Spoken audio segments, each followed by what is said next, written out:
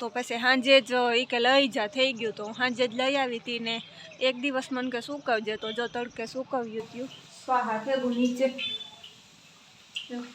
એવું તો કોઈ દિવસ બને નહીં કે હું કામ કરું અને અત્યારે કેટલા કામ થઈ જાય વહેલું કામ પતી જાય ને એકારે કરવા માંડીએ તો ગાઈસ હવે તેલ થઈ ગયું ને પેલા હે ને હું ગુંદ તરી લઉં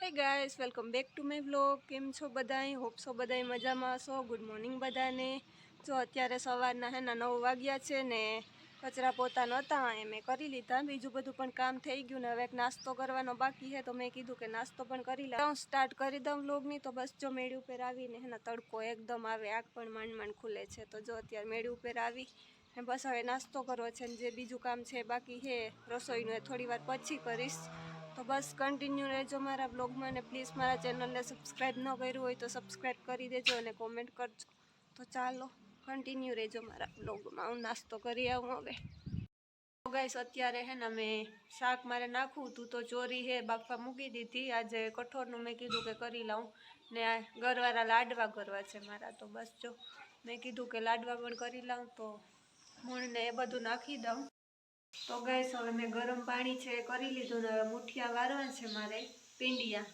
તો પીંડિયા બસ લાડવાના વારી લઉં તો ગાઈસ જો મેં પીંડિયા વારવા ચાલુ કરી દીધા ગરમ પાણી પહેલાં કર્યું થોડું થોડું ને હવે પીંડિયા વારી લઉં બધા લોટના તો ગાઈસ જો અડધા પીંડિયા વારી લીધા ને હવે અડધા વારી લઉં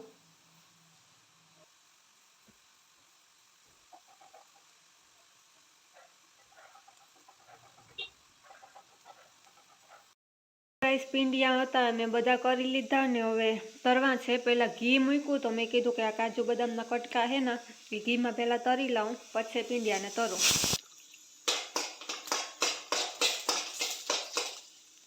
તો ગાઈસ હવે તેલ થઈ ગયું ને પહેલાં છે ને હું ગુંદ તરી લઉં પછી પીંડિયા તરું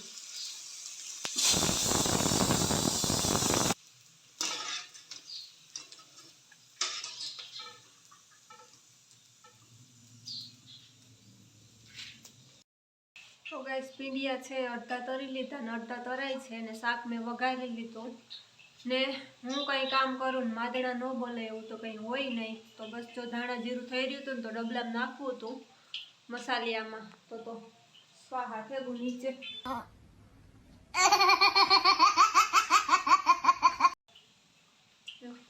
એવું તો કોઈ દિવસ બને નહીં કે હું કામ કરું અને સરખી રીતના થઈ જાય કંઈ સ્વાહા ન થાય તો બસ જો પીંડિયા તરાય છે ચાલો હવે હું બીજા પણ તરી લઉં અને આને સાફ કરું તો ગાઈસ મેં કીધું કે પીંડિયા તરાય છે ને તો લસણની ચટણી હે મિક્સરમાં ખાંડી લઉં તો બસ જો લસણવાળી ચટણી કરી લઉં આ બાજુ આમાં પણ મુઠિયા હે એનો ભૂકો કરવો તો એ પણ એમાં નાખી દીધા ને આ બાજુ તરાય છે તો મારે એક આરે હે ને એક કામ હું કોઈ દિવસ ન કરું 4-5 કામ જ હોય એક કામ કરતી હોય ને તાર ભેગા બીજા 2-4 તો હોય જ તો બસ જો એકારે કેટલા કામ થઈ જાય વહેલું કામ પતી જાય ને એકારે કરવા માંડીએ તો બધું ફટાફટ થવું જોઈએ આખું તો બસ જો હવે મારે ચટણી કૂટડવી હું મિક્સરમાં કરવી છે તો કરી લઉં તો જો ગાઈસ મેં ગરગીનો પાક મૂક્યો છે અને પાક આવી જાય તો પછી આમાં નાખી દઉં ને આ ગુંદ છે એ પણ આમાં જ ભેગો નાખી દઈશ તો હવે પાક થઈ જાય તો પછી લાડવા તૈયાર આપણા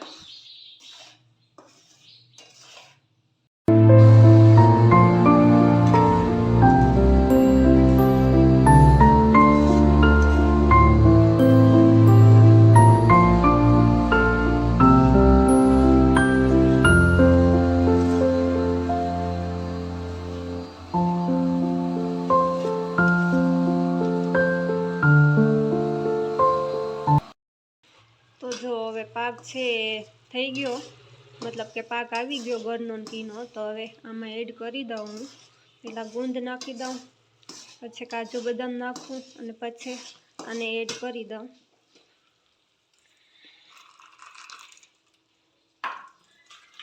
તો કાજુ બદામ અને ગુંદ છે મેં એડ કરી દીધો ને હવે આ બેટર છે આમાં નાખી દઉં જે પાક છે એ